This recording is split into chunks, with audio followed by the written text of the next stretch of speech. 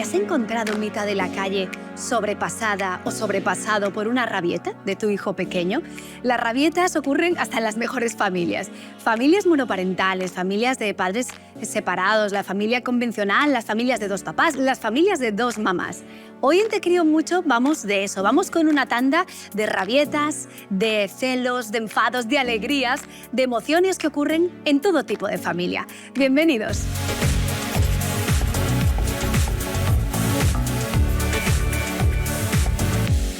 Bueno, las Mami Blue. Vero y Hanna y Vero, ¿cómo estáis? Bienvenida. Muy bien. A Te Crío Mucho. De estar aquí con vosotras. Ahora explicamos lo de Mami Blue, para los que nos sigan por Instagram. Pero antes, respecto a esto que comentaba de las rabietas, vosotras tenéis 2 hijos. Sí. ¿Qué edades tienen? 7 y 9 meses. 7 y 9 meses, 9 meses Lara y Alex 7 años. ¿Con Alex habéis tenido esa fase de rabietas, de encontraros en mitad de la calle con una explosión de enfado, de ira y no saber un poco cómo qué hacer o veros sobrepasadas? ¿Os ha pasado o no? Pues la verdad que no. La verdad. ¡Qué suerte! Siento Ha sido boicotearte niña la trampa. pregunta. Ahora con Lara a lo mejor. Vamos a ver qué con pasa. La bebé. Bueno, no ¿Pasa? nos ha pasado eso, pero sí que nos hemos enfrentado a otras situaciones cuando Pero a nivel enfado. A nivel enfado. O ira, ¿no? Esa gestión de esos momentos. más enfado que ira. Sí. Pero sí, no, ¿Y cómo habéis hecho? ¿Qué habéis hecho en ese momento? ¿Sabíais cómo...? gestionarlo como podíamos. No, era sobre todo cuando lo llevábamos a la guardería, no se quería quedar nunca. Y yo la mayoría de las veces me lo llevaba. Y lloraba, No lo se dejaba. enfadaba. Esa ha sido la Lloraba, se enfadaba, me agarraba, no quería, yo no lo podía soltar. Entonces, pues estuvimos pagando 2 años de guardería Y fue para 2 que no... semanas, y en fue total. 2 semanas. ¿Ah, Porque sí? yo no sabía, y claro, fuimos las primeras de todas nuestras amigas en ser mamás. No teníamos tribu, que es verdad que gracias a Instagram hemos conocido a un montón de gente, profesionales, mamás, con las que hemos ido compartiendo y nos han dado tips.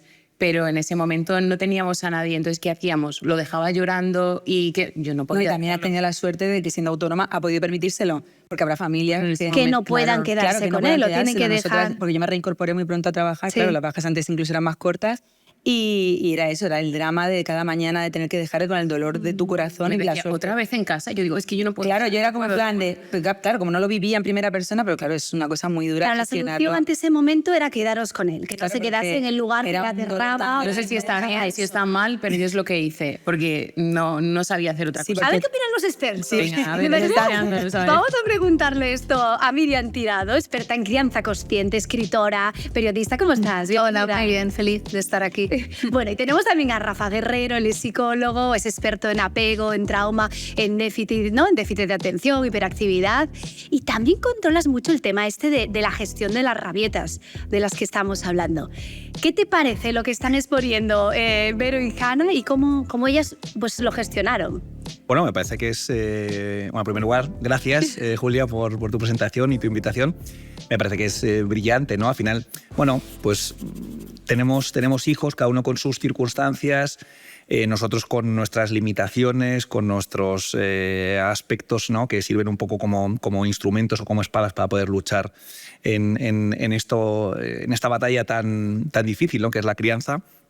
Y bueno, me parece que lo llevaron a cabo de una manera brillante, ¿no? Al final, bueno, pues como comentaban, hay familias que tienen esa posibilidad, que tienen esos recursos y que sus trabajos les permite, y hay otras familias que no. Pero yo creo que se trata de, en la medida de lo posible, o sea, el objetivo sería poder atender las necesidades de nuestros niños, ¿no? Entonces hay momentos donde nuestros niños lo pasan mal, realmente mal, porque nosotros somos imprescindibles para ellos, porque somos una especie que somos muy vulnerables, muy necesitada. Y bueno, pues ahí tenemos que estar, mamá, papá, tenemos que estar los adultos significativos para poder acompañar todo lo que podamos a nuestros niños. Y ese momento, como mencionaba al principio, de rabieta que le entra a tu hijo de 2 años, se habla de los terribles 2 años, no sé si eso ha cambiado mucho, ¿no? Que son los peores años. También ocurre a los 3, a los ¿También? 4. Sí, A los 7. pero ese momento de rabieta incontrolable, porque a mí me ha pasado, ¿eh? Y yo veía a madres que le pasaban cuando yo tenía hijos, decía, pero esta madre no sabe gestionar este enfado de su hijo. Y a mí me ha pasado de encontrarme en mitad de la calle porque no quería ponerse la bufanda y me ha armado una explosión de ira y llanto que yo no sabía qué hacer. Me quedé sentada en la acera esperando. Yo no sé si... ¿Cómo se gestionan las rabietas, Rafa? Pues lo hiciste, Julia, de manera magnífica. Es Hay que decir, esperar. Claro, esto es como una tormenta, ¿no? Tú imagínate que ahora salimos de aquí del plató y de repente está cayendo una tormenta bestial. Sí. Y uno dice, y además como con culpa, ¿no? Jo, ¿qué puedo hacer para evitar que llueva? Nada. Esperar.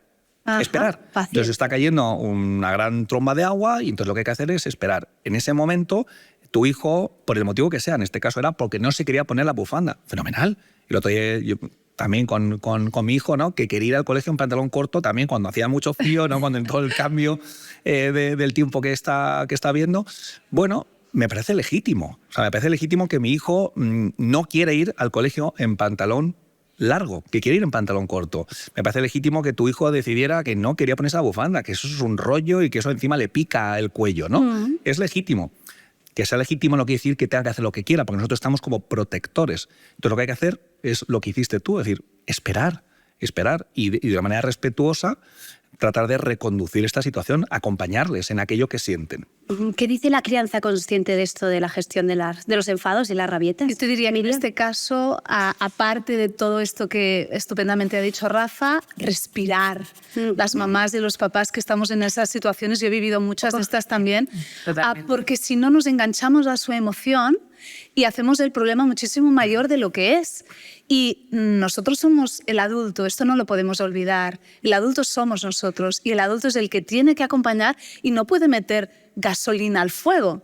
Y muchos padres y madres ante estas situaciones como se sienten como cuestionados, empiezan a pensar que estoy haciendo mal y entran en toda su actividad mental ahí a tope en esas situaciones que van a pensar de mí si me ven por la calle en este pollo que tengo ahora.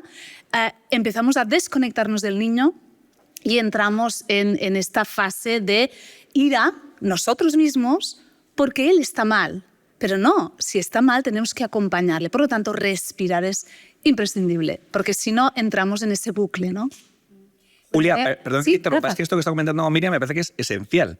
Es decir, que en muchas ocasiones los adultos, ¿no? Que tenemos una gran deseabilidad social, que queremos que nuestros vecinos, nuestros amigos, nuestros padres, nuestras cuñadas acepten, ¿no? lo que hacemos y estén de acuerdo en lo que hacemos.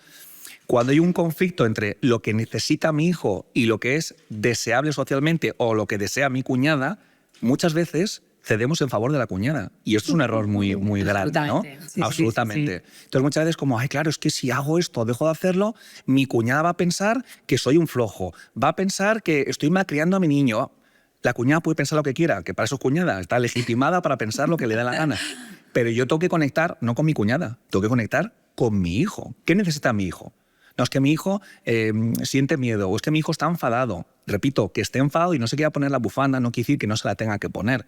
Pero es legítimo que no se la quiera poner y es legítimo que esté enfadado.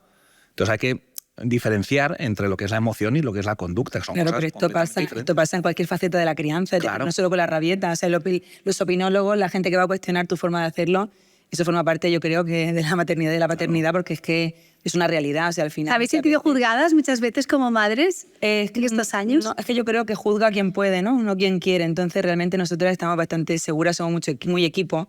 Llevamos 17 años juntas, tenemos muy claro hacia dónde vamos. O sea, hacemos mucho equipo realmente en todo, en la vida, pero en la crianza también. Y antes no es que nuestro hijo no haya tenido rabietas, ha tenido rabietas como todos los niños, pero sí que es verdad que nosotras no nos ha superado porque hemos actuado como ellos. Claro, claro, o sea, no hemos, claro. Lo de la tormenta me parece, o sea, Un símil total. totalmente. Y yo pienso, mi hijo, en este caso mi hija, tiene todas sus necesidades cubiertas.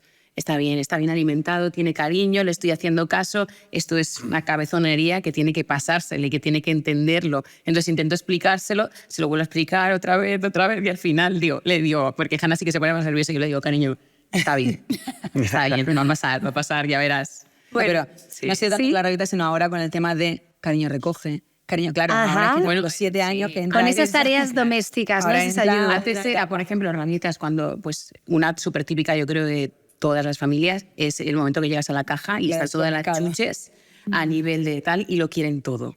Eso ahí, eso hay que pasarlo, ¿eh? El que se inventó lo de poner pero hace- las chuches en la caja no tenía hijos. Pero que me lo ponen a la altura con los colores, o sea, Para que lo vean, para que lo puedan de eso, pues... Es atractivo para él. Claro, y Marketing nosotros puro. haciendo la compra en familia, haciéndole que compre de manera consciente, que sepa dónde proceden todo, la fruta, la verdura. Y llega el marketing, llega de pagar y se encuentran todo el Alex ahora nos dice, cuando vamos por ahí, nos dice, eso es puro marketing, mamá. Eso es ¿Sí? verdad, que te Fíjate, con 7 añitos. Sí. Over open. Explicado.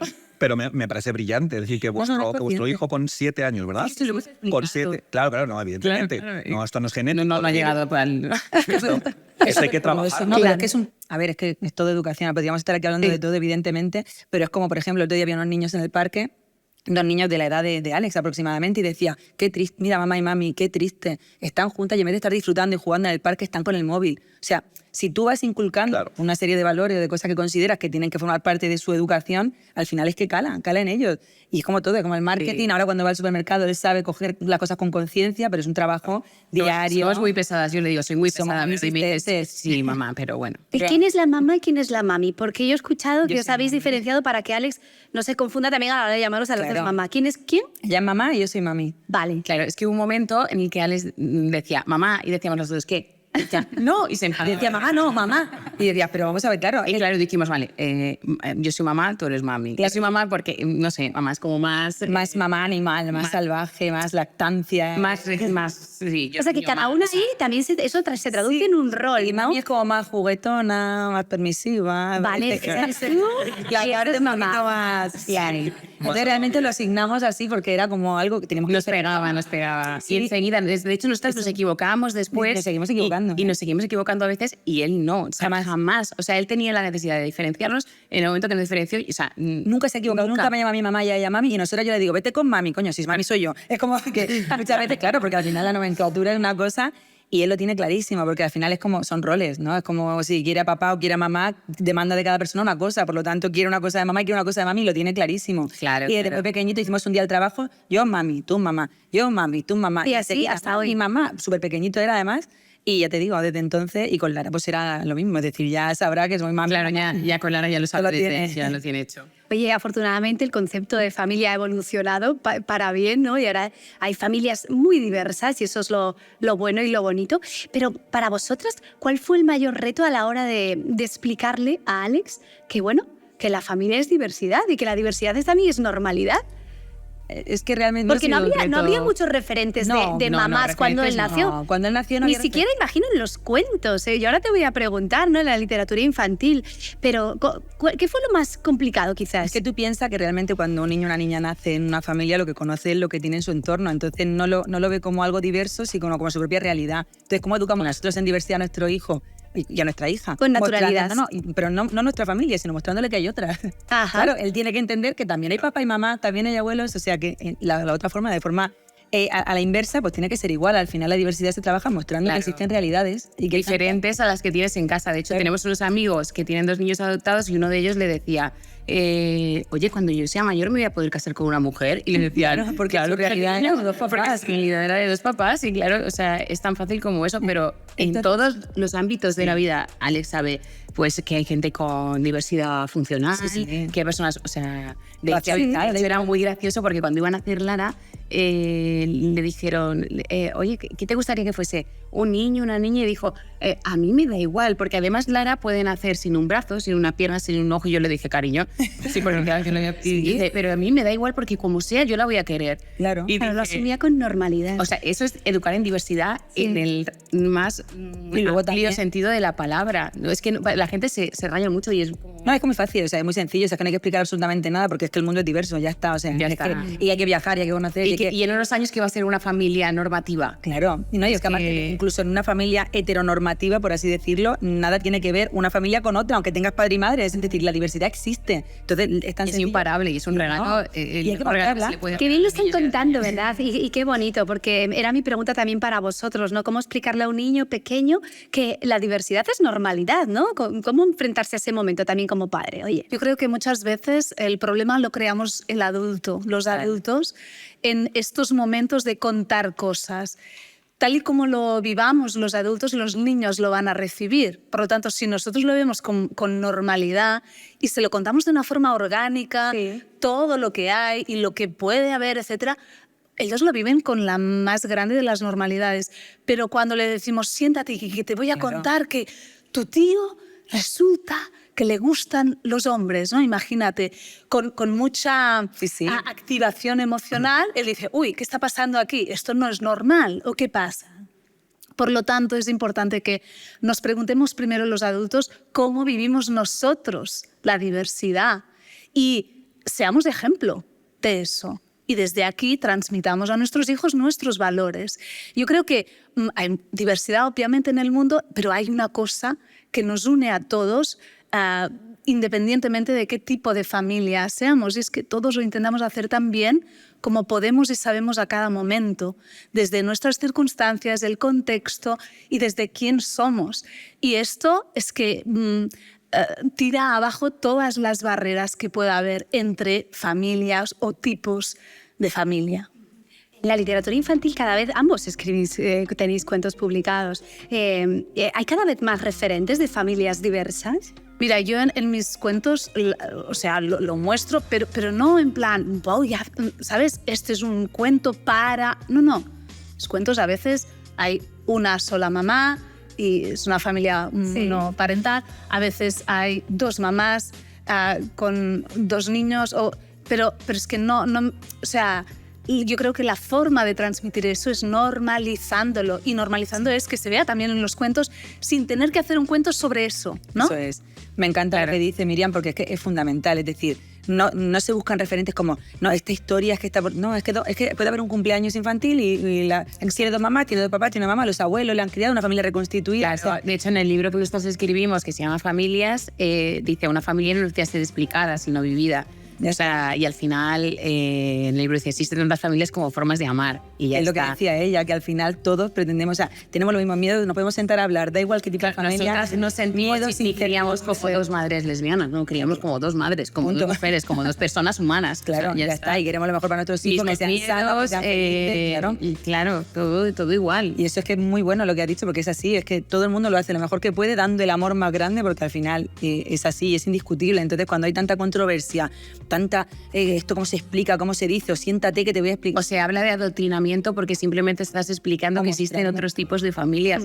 O sea, yo he ido a un colegio católico, mi familia es católica, a mí me han dicho que tenía que ser una cosa y al final yo he sentido otra. O sea, que este es el claro ejemplo que desmonta todo lo demás de que tú enseñes a un niño o una niña que existe la diversidad, no va a ser que tú le digas el camino que tiene que elegir, porque ese niño o esa niña va a elegir el camino que sienta aquí dentro. Sin más. Claro. Las familias son diversas, pero Rafa, ¿qué le decimos a esas voces que dicen, por ejemplo, que si un niño en la crianza no cuenta con los roles convencionales o no cuenta con el rol masculino, en este caso, o con el rol femenino, ¿no? En caso que sean dos papás, que no se va a criar bien? A mí también. ¿Respondimos a primero y luego alguien más o Rafa primero? Oiga, aprendemos, claro. Rafa, responde y luego... Bueno, yo creo que uno de los problemas que tenemos es que como sociedad entendemos que lo contrario de normalidad es patología, ¿no? O sea, enfermedad. Lo que un niño necesita es un adulto que sea sensible, que conecte con sus necesidades y que se las cubra de manera suficiente. No es cuanto más mejor, que es otro de los grandes mitos que tenemos, ¿no? Es decir, ¿un niño necesita ser protegido? Sí. ¿Cuánto? Lo suficiente. Muchas veces es cuanto más le demos a nuestros niños, mejor. Y no es cuanto más. O sea, hay que evitar el extremo del hiper y hay que evitar el extremo de hipo, ¿no? De quedarnos en la negligencia, el no dar a los niños lo que necesitan. Hay que darles lo justo y lo necesario, ¿no? Entonces, ¿los niños necesitan límites? Sí, claro, necesitan límites. ¿Pero cuántos? Muchas veces nos preguntan en consulta los papás, ¿no? No lo sé, los suficientes. Es decir, hay niños que necesitan muchos límites y hay niños que necesitan menos límites. Hay niños que necesitan que les protejamos más y hay niños que necesitan que les protejamos menos. Pero todos necesitan límites y todos necesitan protección. Entonces, me parece que es importante que seamos conscientes de que lo que los niños necesitan son adultos que tengan un buen funcionamiento cerebral, que tengan una buena salud mental, que tengan capacidad de sintonización, de empatía, que sean responsivos, es decir, que sean contingentes, que den al niño lo que realmente necesitan y punto. Ya está. Es decir, el niño necesita protección, necesita ser visto, necesita que le regulemos sus emociones. ¿Por qué? Porque su cerebro es tremendamente inmaduro como para que se regule solo, a pesar de que le digamos, tú lo que tienes que hacer es calmarte, ¿no? O cálmate, vete a tu habitación y cuando estés más calmado vuelves. Eso existe en las películas, pero no existe en la realidad. Cuando hablamos de crianza, no hablamos de sexo. No estamos hablando de qué hace mamá, qué hace papá. Estamos hablando de adultos que lo que tienen que hacer es cubrir las necesidades que presenta el menor. Punto. Ya está. Y por eso la diversidad es tan bonita. Lo que pasa es que vivimos en una sociedad con tanto miedo a la diversidad y cada vez se está estrechando más lo que se considera normalidad. Y cuando hablamos de normalidad, hablamos de una normalidad estadística, punto. Son puros datos, ¿no? Es que habitualmente un niño cuando tiene esta edad ya debería haber conseguido determinado hito. Ya debería. Pero a lo mejor el caso concreto de tu hijo con 14 años no lo ha conseguido. O el de tu hija con 3 no lo ha conseguido, o sí. Es que se supone que se adquiere a los 5, pero es que mi hija lo adquiría a los 3. Fenomenal. Es que cuando hablamos de normalidad, hablamos de estadística pura y dura. Es decir, la probabilidad de que hoy llueva es un 70%, punto. Ya, pero no está lloviendo. Bueno, es que hablamos de probabilidad. Y entonces nos lo llevamos al ámbito de el trastorno, nos llevamos al ámbito de la salud mental, y no tiene que ver con eso, tiene que ver con darle a los niños lo que realmente necesitan, darle a los niños su gasolina. ¿Cómo manejáis estas situaciones o cuando escucháis? Es que no va a tener un referente masculino. Que nos encanta este tema porque nosotros hablamos mucho de lo que es la educación en estereotipos, ¿no? Y sobre todo qué es un rol masculino y qué es un rol femenino. ¿Qué es ser un hombre? ¿Qué es ser un hombre? ¿Qué es ser una mujer? En ese sentido, es decir, ¿qué le puede dar un padre de familia que no le pueda dar yo? Es que lo he dicho Claro, porque está muy asociado también la figura del hombre a la protección, a la seguridad dictatorial, ¿sabes? A una serie de cosas que parece que cuando hay dos madres solo falta como esa figura. Claro. Sí. El problema, Vero, es que en muchas ocasiones se ha atribuido como, digamos, roles a cubrir determinadas necesidades. El patriarcado ha hecho daño tanto a hombres como a mujeres. Claro. También se le han asignado unos roles a los hombres que no corresponden. Por eso digo que socialmente, entonces nosotras nos gusta mucho este tema, precisamente por eso, porque ¿qué es? O sea, define, claro, cuando tú preguntas entendemos la pregunta, pero al final si entramos en la profundidad se disipa mucho y es complejo al final definirlo y matizarlo porque tampoco nosotras sabríamos decirlo como tal. ¿Que hace falta referentes? Claro, pero es que nuestro hijo tiene abuelos, tiene tíos, tiene amigos, tiene compañeros de clase, es decir, si él va a necesitar espejos en los que mirarse porque al final el género o el sexo, como decías, es una cuestión pues inherente al ser humano en el que tú necesitas tener cierto espejo, es que lo va a tener. Pero en casa tiene amor, protección, seguridad. ¿Qué más necesita? Bueno, has mencionado los abuelos. Es verdad, hemos hablado poco de los abuelos a quien te crió mucho y creo que son fundamentales en la crianza, Miriam. ¿A que sí? Tú tienes además cuentos donde los protas son abuelos. Sí, y yo además tengo la suerte de tener a mis abuelos vivos. Claro. Tienen más de 90 años a los dos, mis abuelos maternos, y los disfruto muchísimo. Viven muy cerca de mi casa y tengo un vínculo muy estrecho con ellos. Y para mí los abuelos es un vínculo muy fuerte que puede proporcionar a los niños y a las niñas un plus, ¿no? Que el abuelo hace otro rol, ¿no? Y poder tener esta conexión, ese amor con los abuelos es maravilloso. Pero hay abuelos y abuelos. Claro. Y familias que deshagan esa familia. También. Que los abuelos es mejor que malcríen que eduquen. Sí, por favor.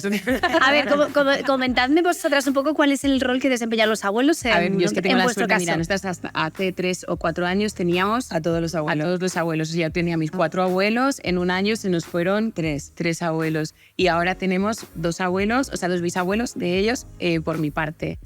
Y bueno, pues es un regalo increíble. O sea, además es que este tema no me gusta, se llama el otro día. No les consienten demasiado, lo típico. No, Dicen, somos malcrías a mi hijo, pero las chuches. Son muy respetuosos con lo que nosotras queremos. Bien. También son abuelos jóvenes, Sí, porque claro, claro, nuestros padres... mi madre tiene 57 años. Claro, Muy joven. mi madre tiene 62, mi padre tiene maravillas. Son súper jóvenes, entonces...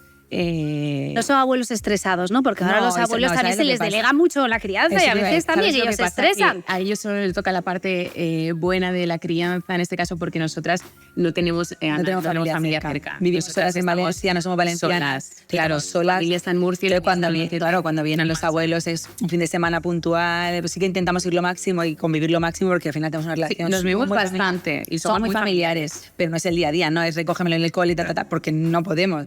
Entonces, pues su papel es impresionante y luego al ser tan jóvenes, respetan. También nosotras nos independizamos muy jóvenes y hemos cogido las riendas de nuestra vida desde muy jóvenes, por lo tanto, como no han influenciado nuestra forma de vivir ni de tomar las decisiones, pues ahora no pueden tampoco no respetar nuestras decisiones. No, pero aparte confían. Va muy así. Pero a veces hay crianzas en las que los abuelos se meten demasiado. ¿Cómo se gestiona eso? Es decirle, oye, mamá, esto no. Claro, a través A de... veces hay tensiones. Sí, bueno, claro, en otras situaciones. Claro, pero es que tú a lo mejor les estás delegando muchas responsabilidades, pero luego les estás frenando por otro lado. Entonces, Claro, hay ¿Cómo abuelos hacemos que esto, cuidan Miriam? cada Claro, día de la semana de sus nietos. Entonces, claro, a veces ven más a los abuelos que a los propios padres. Obviamente estos abuelos harán función educadora porque los tienen todo el rato. Aquí es necesario mucha toma de conciencia, mucha responsabilidad, a los adultos, mucha conversación con los abuelos. Hay abuelos con los que se puede hablar muy bien, hay abuelos que no sirve de nada. Entonces, aquí tendremos que poner límites, sabiendo qué necesitamos para estar en paz nosotros, qué necesita nuestro hijo. Siempre los menores tienen que estar en el centro. Y cuando sepamos eso, encontraremos la forma. ¿Y cuáles son vuestros principales miedos a la hora de criar a Alex y Lara? Yo soy muy miedosa con el tema de la salud. O sea, no tengo mucho miedo, así como esto, no soy como bastante hipocondríaca, entonces lo estoy mejorando, ¿eh? Estoy en ello para mejorarlo, para no tampoco crearle a ellos mi miedo, volcárselos y demás, pero yo soy como muy protectora con el tema de que no cojan frío, que no tal, ¿sabes? De la protección de la salud, eso me genera mucho estrés. Y con lo demás, en realidad, somos bastante... No tenemos así unos miedos... Hombre, a ver, pues yo creo que... Yo siempre digo que lo peor para mí de ser madre es cuando se ponen malitos, eso es verdad. Sí. Lo paso fatal, lo pasamos mal. Pero luego miedos... Os lo pregunto porque muchas veces uno de los principales miedos es que... De hecho, voy a haceros alguna pregunta de la gente que nos está viendo, para los expertos, es que se críen con autoestima. Y que crezcan de esa manera, ¿no? Pero que eso no es un miedo, eso hay que ponerse, hay que ser proactivo, es lo que hablábamos. Si yo pretendo que mi hijo tenga una educación... O hacerlo mal para que al final no sean adultos con Claro, pero autoestima. es que yo creo que ¿no? desde que nacen, ahora tenemos un bebé y desde que nacen es importantísimo reforzar darles autonomía, esa independencia, que se sientan seguros de verdad, que no importe la opinión del resto. Claro. Y hay que trabajarlo muy diariamente. O sea, nuestro hijo, por ejemplo... Es una persona súper segura. Alex es brutal, nosotros nos sorprende porque ya quisiera yo que muchos adultos tuvieran esa seguridad. O sea, él, por ejemplo, desde pequeño, pues si se quería pintarse las uñas, iba al colegio con las uñas pintadas a pesar de que le pudieran decir algo. Llevan diciéndole que es una niña desde que nació, o sea... Con el pelo largo, los ojos tan claritos, qué guapa, qué guapa.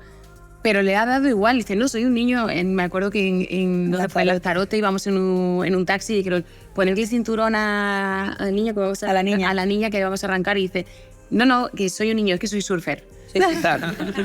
¿Sabes? Es muy importante reforzar su identidad. A este respecto, os voy a lanzar una pregunta aquí de Elena, que es una mamá de Madrid. Rafa, ¿cómo podemos ayudar a nuestros hijos? Porque ella lo que más le preocupa es que su hija, cuando crezca, tenga el carácter y amor propio suficiente para defenderse en la vida, para que de los abusones, que no abusen de ella. ¿Cómo podemos ayudarles en este sentido? A potenciar, en definitiva, su autoestima, ¿no? Que estén fuertes. Bueno, yo lo más importante ahí es potenciarles a ellos, ¿no? Es decir, al final, esto de la autoestima no deja de ser un recurso en el cual yo me valoro a mí mismo, pero claro, esto tiene truco. Para que yo me pueda valorar a mí mismo, alguien me ha tenido que valorar a mí. Esto es un idioma. Cuando hablamos de cualquier aspecto socioemocional, donde hablamos de la capacidad empática, de la autoestima, la conexión con los demás... Está muy bien tener todo eso y está muy bien que como madres y como padres nos planteemos todo esto y que los educadores y las maestras digamos, venga, vamos a trabajar todo esto en nuestros niños. Está muy bien, pero queremos que nuestros niños lo tengan, pero hay que desarrollarlo. Entonces, la mejor manera de que un niño se sienta o tenga capacidad de amar a los demás es que se sienta amado, es decir, que mamá y papá tenemos que amar, tenemos que querer y tenemos que respetar. ¿No? Yo es que quiero que mi hijo el día de mañana sea una persona que respete. Fenomenal, respétale. No, yo es que quiero que el día de mañana mi hijo sea una persona que pueda empatizar y que pueda conectar con los demás. Muy bien, empatiza con él. Es decir, esto no es algo donde yo llego al ordenador, pongo un programa a descargar, me marcho y cuando vuelvo digo, ay, ya tengo aquí el programa descargado. No. Esto es día a día. Entonces, que tú quieres que tu hijo tenga una sana autoestima, vuelvo a repetir lo mismo, esto no es cuanta más autoestima mejor, que nos vamos a personalidades que no queremos, claro. ¿No? Que no queremos, donde hay una falsa autoestima. Que tú quieres que tu hijo el día de mañana tenga una sana autoestima, fenomenal. Tienes que confiar en él y tienes que ejercer de espejo. Claro. Esto implica que si tu hijo te hace una pregunta sobre él, que la respuesta es no, le tienes que decir que no. El otro día, jugando con mi hijo al fútbol, que ni le gusta ni se le da especialmente bien, me decía, papá, claro, porque nuestros niños, ¿verdad, Miriam? Nos hacen muchas preguntas de comprobación, de autocomprobación. Papá, ¿verdad que juego muy bien al fútbol? Y le dije, no, cariño, no juegas bien al fútbol. Nosotros también somos claro. No hay que mentir, que esto me lo ha enseñado Rafa Ferrer, no hay que mentir. Un dibujo de, ¿no? Qué maravilla el dibujo. No, pues no, o sea... Se puede mejorar, cariño. O sea, vamos a ver... No, pero me gusta mucho lo que dice. Yo soy profesora también de secundario y bachillerato, entonces también estoy en una edad un poquito ya de adolescencia y demás. Y sí que es importante el trabajo diario. A mí me hace mucha gracia cuando llegan a los 14, 15 años, que nunca jamás han puesto un límite, que nunca jamás se han esforzado en ese día a día, y es como, ¿qué puedo hacer? Pues que ahora es tarde. Es decir, habrá soluciones, habrá mil maneras, pero es que es un trabajo diario desde muy pequeño. Es que hay que reforzar sus seguridades. Pero lo más simple, porque ayer escribí sobre esto, porque ayer fue un día muy importante, porque Lara cumplió 9 meses y a ese periodo se le llama estereogestación, ¿no? Porque Estereogestación. que somos la única especie, creo, no sé si somos la única, pero una de las pocas, si no, que terminamos de formarnos fuera del útero. Entonces, ¿cómo se desarrolla? O sea, ¿qué hay que hacer, ¿no? Durante esos meses? Pues, o sea, darle alimento, dormir con ellos, cogerles cuando lloran. O sea, cosas súper básicas. ¿Y qué conseguimos con eso? Que se sientan importantes, que se sientan que son personas apreciadas simplemente por el hecho de existir. Claro. O sea, y es algo tan simple como eso, hace tanto bien, y lo digo porque lo estoy viendo en mi hijo mayor. Entonces, ¿cómo no lo voy a hacer? O sea, ojalá las bajas maternales, ¿no? Claro, fuesen de más tiempo, ojalá la sociedad pudiese atender a los niños y a las niñas como se merecen y a las familias en general, porque es cierto que las leyes no acompañan y hace que todo pues... sea una cuestión de conciliación y de para agujeros. Sea una lucha, pero Colín, pudiéndolo... es una pasada. Y otra pregunta que lanzo, ¿vale? A ver, una mamá de un niño de 7 años que necesita ayudarle a gestionar su sensibilidad. Es un niño que le afecta todo mucho, le afecta muchísimo lo que le digan los demás, le cuesta contar que se siente mal, que no sabe cómo ayudarle. Si me podéis dar algunas pautas para conseguir explicarle cómo gestionar esa sensibilidad. Os lo agradecería mucho. María, de Madrid. Me encanta. La sensibilidad tiene muy mala prensa porque estamos viviendo en una sociedad donde la sensibilidad a veces brilla por su ausencia. Tú tienes un cuento que habla de sensibles. Sí, lo estoy ahora recordando. Y justamente en este cuento, ¿no? Les digo a los niños que ser sensible, o sea, todos somos sensibles, tenemos la capacidad de sentir, algunos sienten más, otros menos, pero lo importante es que esto nos da la capacidad de conectar con los demás, con la naturaleza, con un montón de cosas que sin esa sensibilidad no podríamos. Por lo tanto, ser sensible es bueno y tenemos que verlo con estos ojos. En el cuento les digo a los niños, poder ser sensible a estos niveles de captar cómo está el otro sin que te haya dicho nada, disfrutar de la belleza en la naturaleza o en cualquier otra parte, esto es un superpoder.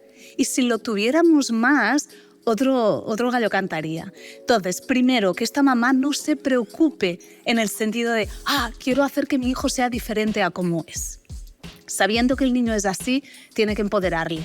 Tiene que apoyarle mucho, contarle qué es esto que le pasa a su niño, normalizar y darle herramientas para todas las incomodidades que le vienen. Porque, a ver, cuando eres sensible, el mundo a veces te duele, pues que todas las incomodidades que le vengan, el dolor que a veces siente ese niño, darle recursos y herramientas para poderlo transitar mejor. Y esto también, una vez más, es un trabajo de día a día. Muchas veces lo que pasa es que de niños sensibles hay madres, padres sensibles. Entonces, como los padres y madres han sufrido mucho cuando eran pequeños a través de su sensibilidad y su incomprensión del mundo, tienen mucho miedo de que sus hijos vivan lo mismo. Entonces, también hay que un poco que sanar a esos niños heridos de su interior para luego ellos poder acompañar mejor a sus peques. Es que me ha gustado mucho lo último que has dicho porque yo soy muy sensible. O sea, muy sensible y lo he pasado muy mal y a Fone le decía muchas veces cuando ya esa parte de sensibilidad en Alex, para que veas que no todo es genética, porque mis hijos no llevan la genética, pero Alex es tan sensible como yo. Y yo le decía, por favor, que no sufra tanto como yo. O sea, ¿qué tengo que hacer para que no sufra como yo? Y veía su sensibilidad, empecé a ver su sensibilidad como un miedo, como una cosa buena, cuando es una cosa maravillosa. Y la sensibilidad hay que potenciarla. Y es cierto eso, porque a mí me daba miedo, pero sin embargo he pensado... qué cosas como niña sensible, o sea, no pierdo de vista la niña que fui a la hora de educar a mi hijo. Entonces, teniendo presente a la niña que fui y todas las cosas que me hicieron sufrir, pienso, tengo que sanar su sensibilidad con las cosas que yo no tuve y que le puedo dar. Por ejemplo, veo que, o sea, detecto cuando necesita un abrazo, detecto cuando necesito que su sensibilidad, o sea, quiero que su sensibilidad se convierta en algo bueno, que sea algo... Sí, algo bueno para él. No, y entonces Alex es muy sensible, de verdad que es muy sensible. Y lo trabajamos, lo que ella ha dicho. todo le afecta. Y diciéndole que el mundo es un lugar hostil en ocasiones, que se va a encontrar con gente mala. Es así, nosotros le hablamos de esa realidad y que tiene que intentar, pues al final, detectar siempre. Pero además le dice mucho, por favor, si algún día ves un abuso, si ves que alguien actúa mal, por favor, no seas cómplice. Para mí sería un fracaso como madre que mi hijo participase en un acto en el que se están riendo. Y él es sensible, ¿eh? Y Alex llega a casa y te lo cuenta absolutamente todo. Oye, he visto esto, he detectado esto de pequeño. Y yo le digo, no basta con no participar. O sea, tienes que detectar qué está bien, qué está mal y denunciar. Sí, o sea, siempre. Y es lo que ella dice, es al final... pues allanarle no, decirle que existe una realidad, pero es que el mundo es muy bonito. Entonces, esa sensibilidad que no te haga sufrir tanto porque hay cosas malas, porque van a existir siempre, sino que hay cosas tan bonitas que tu sensibilidad te van a hacer que las aprecies. Yo he convertido mi sensibilidad en activismo, sí. Por ejemplo, y está bien, es una forma que me sana por dentro, ¿sabes? Tanto, o sea... No hay que mostrar tu vulnerabilidad, que la gente lo considera como una vulnerabilidad, el hecho de ser sensible también te hace fuerte, porque al final mostrar cómo tú realmente eres... Sin avergonzarte. No, claro. Estás sintiendo todo el tiempo, Rafa, Sí, ante el discurso, que es fascinante, ¿no? Es fascinante. Es fascinante. Qué bonito. Y es que tiene que ver con todo esto, ¿no? Al final, nuestros hijos es que nos aprenden. Y entonces, al final, pues tenemos mucho que decir y mucho que enseñarles. Y muchas veces ese aprendizaje que ellos adquieren no es un aprendizaje, digamos, que nosotros hagamos consciente, ¿no? De, venga, voy a trabajar esta habilidad, sino que es muéstrate de esa manera. Es decir, hablábamos antes, a la hora de trabajar la empatía, ¿qué es lo que puedo hacer? Nos preguntan muchas veces en consulta. Mostrarte empático, es decir, claro. no consiste en que no pasa nada por si un día le explicas los 3 tipos de empatía que existen o que le das 2 o 3 ideas, vale, fenomenal. Y la importancia de la empatía, la importancia de que conectes con tus amigos. Pero es que es todo el ejemplo, claro. ¿no? Que nosotros, por ejemplo, cuando vamos de un hotel, hacemos la cama, dejamos todo y nuestro hijo lo ve. O sea, te das cuenta de que tienes que valorar el trabajo del resto y lo tienes que mostrar. La empatía es todo esto, es cómo tratas al resto. O sea, saludar, hablar. Cómo tratas al camarero, cómo tratas a la persona que ves que necesita ayuda, cómo tratas, o sea, es claro, y es que es un espejo de verdad, claro. O sea, que es impresionante. Sí. Para mí, por ejemplo, a mí me gusta mucho hacer las conversaciones y las relaciones muy personales, ¿no? Entonces, para mí, saber el nombre de las personas es fundamental. Y una de las cosas que siempre hago, por ejemplo, cuando voy a un restaurante, que puedo ir con mis compañeras de trabajo, que puedo ir solo o que puedo ir con mi familia, es preguntar el nombre del camarero. Entonces, lo primero que hago es, perdona, buenas tardes, ¿cómo te llamas? Me llamo Julia, me llamo Juan, me llamo María, fenomenal, ¿no? Y a partir de ahí yo establezco una relación de igual, igual. No es que no te están atendiendo porque sea, o sea, es que tienes que respetar todos los trabajos. Eso, como dice Hanna, es respeto, ¿no? Sí. Pero me hace mucha gracia porque tengo esa costumbre, de vez en cuando pues se me olvida o voy hablando con un amigo y entonces, bueno, pues no estoy tan pendiente, ¿no? de preguntar esto al camarero y entonces a veces pues mis hijos me dicen, oye, papá, ¿cómo se llama el camarero? Y digo, pues no sé, cariño, vamos a preguntarle, oye, disculpa, ¿cómo te llamas? ¿No? Pero es una manera de... que a mí me gusta, ¿no? Y que me hace sentir bien, ¿no? El poder llamar a la gente por su nombre, porque también me gusta cambiarme por mi nombre. Sí. Y porque, una vez más, somos adultos, pero los adultos también tenemos las mismas necesidades que los niños. Estamos hechos de la misma pasta y se nos olvida, ¿no? A veces tratamos a los niños como si fueran adultos, no lo son niños en crecimiento, en desarrollo y que nos necesitan sí o sí para crecer, para sobrevivir y para tener una buena salud mental. Es como ver al otro, ¿no? Claro. Te veo. Que es lo que los niños, no os habéis fijado, hay unas edades que están todo el día, vas a la piscina en verano y escuchas, mamá, mamá, un montón de niños gritando a mamá y a papá para que vean, mira cómo me giro, mira, ¿no? Que te estoy mirando todo el rato y hay un momento que te giras, ahora me has salido y no me estabas mirando, ¿sí o no? Pues es necesito que me veas, que veas quién soy.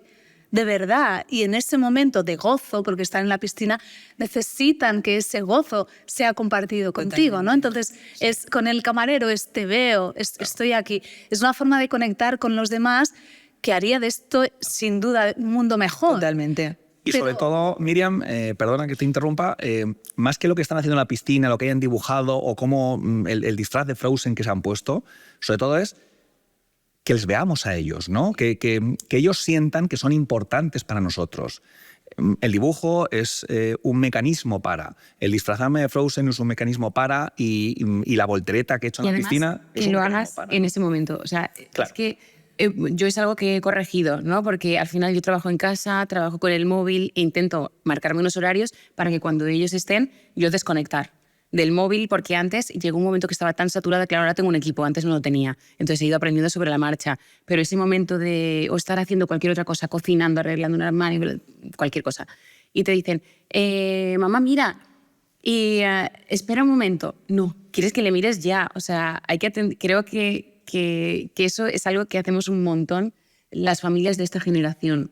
El procrastinar todo el rato, el hecho Que no estamos presentes en ese momento, ¿no? Sí, De alguna Creo que manera. también sí, claro, a ver, habrá situaciones personales, pero en cualquier momento. Sí, sí, pero bueno, yo que como soy un miramami, yo estoy ahí todo el día que veo, me dice, ya, yo estoy todo el día, además, la suerte. Sí, pero cuando Oye, llevamos una tanta carga preguntita, que mental, además es oye, verdad nos queda que- poco tiempo y sí que quiero preguntar rápidamente. Ya, también a vamos, vosotras pues y a los estamos expertos. tan a gusto. Es verdad, ha pasado un tiempo muy rápido.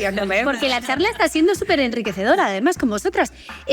Los celos entre hermanos, ¿cómo se gestionan? Y quería preguntaros si Alex está teniendo así celillos de Pues su mira, justo antes que estábamos comentando. hermana bebé o no. No, pero a ver, no, pero yo creo, bueno, no A sé ver, si sería otra manera. nosotras, yo creo que las circunstancias también de nuestro caso en particular han propiciado que no sea así. Se lo estaba contando Hay antes una a ellos. diferencia de edad. La diferencia de algo también que nosotras hacemos un tratamiento de reproducción asistida. Sí. Entonces nosotras, desde el minuto 0, le explicamos a Alex, o sea, mira, me estoy medicando, o sea, él ha visto el proceso, ha visto lo que implica, se vino con nosotras a la clínica al momento de la punción ovárica, estuve esperando. Pues, él ha sido consciente desde el minuto 0, por lo tanto yo creo que lo ha vivido como viene algo a la familia para todos, o sea, no es competencia, no es algo... No se es siente amenazada, ¿no? No se siente una amenaza, todo lo contrario. Y es que eso- Ahí en casa cada uno tiene su espacio de amor. Pero sí es incluidos los cierto, perros. Rafa, Miriam, que a veces se dice que los celos entre hermanos son inevitables, que siempre va a haber alguna fase en que surgirán, ¿no? El sentirse amenazado. ¿Cómo gestionar esta situación de celos entre hermanos cuando tienen, pues, 7, 5 años, cuando son pequeños? Bueno, aquí la experta en celos es ¿Sí? Miriam. pues mira. Miriam, a ver, unas pautas rápidas.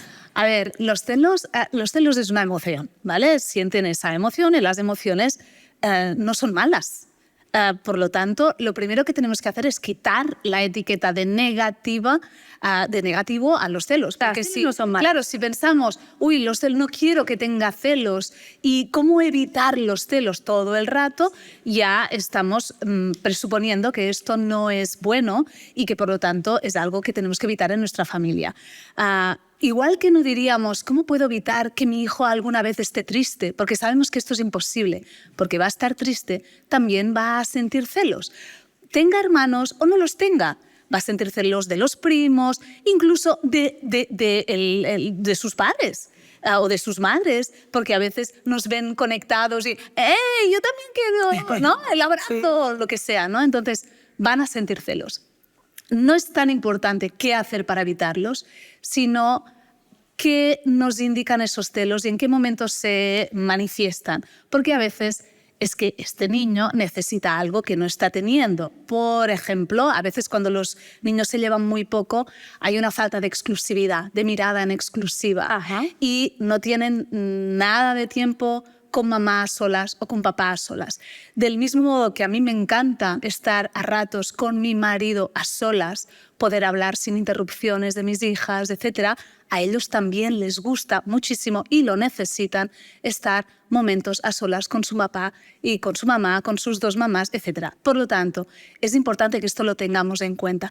Y muchas veces cuando se llevan poco, les hacemos ir en pack todo el rato. A cumpleaños, a todo. Es que... Cumpleaños, el baño juntos, Sí. todo juntos, Sí. les acostamos juntos y no tienen espacios Esa parcela. de conversación, de mirada en exclusiva contigo y lo necesitan. ¿Cómo voy a decir, si yo soy el mayor, cómo le voy a contar a mamá, por ejemplo, que tengo miedo? Si mi hermano pequeño, a lo mejor yo no le veo que tenga miedo Claro. y luego yo siento que yo ya no debería, entonces me lo guardo y este malestar que me va quedando porque no tengo momentos para poderlo expresar de una forma más asertiva, me sale más tarde en forma de hazme caso y lo hago mal, ¿no? De una forma con un comportamiento que a los papás no nos gusta, ¿no? Por lo tanto, si damos esa exclusividad, permitimos, es como que acogemos el malestar que pueda haber pues, entre hermanos o en cosas que han pasado en el Demos la colegio, exclusividad etcétera. y esos momentos Para mí es lo separados. más imprescindible. Para que no crezcan los celos. Bueno, que acabamos, pero queremos acabar con música. Qué interesante. ¿Os llamáis o Mami Blue en redes sociales por esa famosa canción de los Pop Tops? Mami, Mami Blue. ¿Esa no? Sí, sí, sí, ¿Es sí. esa? Sí. Vale, pero para acabar esta charla quería que escogieseis, quizás queréis acabarla con esa canción. ¿Cuál es esa canción que os ayuda a conectar con vuestros hijos, sobre todo con Alex? ¿Cuál sería esa Sí, canción? Alex es muy melómano. La música, la música en nuestra casa es súper importante. Le encanta los festivales, los conciertos. Además, él toca, Toca el o sea, es que piano. nos encanta la música. La música está muy presente en nuestras vidas. Elegir una canción. Carlos Sánchez es uno de sus cantantes favoritos. ¿Y qué canción sería? Adiós a los dinosaurios. Adiós a los dinosaurios. Esa le Me encanta. encanta. Está muy guay. Adiós a los dinosaurios para cerrar esta Adiós. charla. De hecho, Carlos Sánchez es su amigo. ¿Ah? Le escribe, le manda libros dedicados. Pero bueno, en el concierto le tiró la lista de las canciones que iba a tocar. Ahí Y él le mandaba audios por Instagram y decía, oye, Carlos Sánchez, ¿me escuchas desde tu mundo?